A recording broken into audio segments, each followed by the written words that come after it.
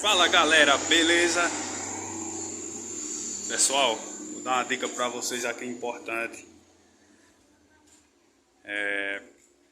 Possa ser que esteja acontecendo com você aí, ó. Sua moto com barulho um barulho parecido que é o pistão canecano.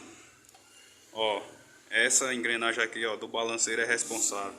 Ó como é que tá aqui, pessoal. Ó a folga, ó.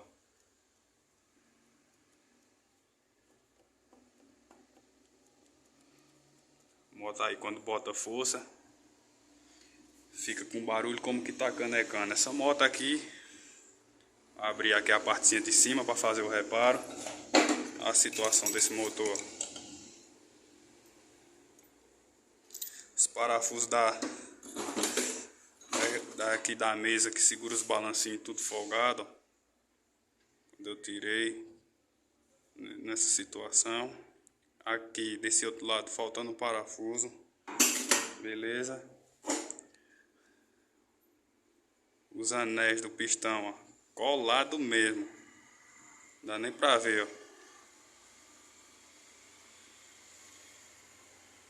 Deixa eu ver se foca que tá ruim.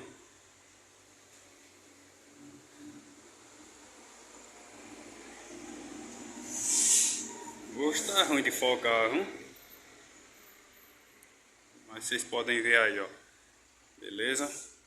A dica é essa aqui, pessoal, ó. Moto com barulho como que tá canecando, ó, o que é, ó. Trocar aí, fazer um reparozinho do motor. Fazer limpeza também na peneirinha do óleo. Olha a situação, galera. Olha pra isso aí, ó. Os carros passando ali na rua faz barulho, mas é isso aí, é assim mesmo. Beleza, pessoal? Pega essa dica aí pra vocês. É bom sempre conferir, ó. Essa engrenagem aqui do balanceiro. Conferir a peneirinha do óleo.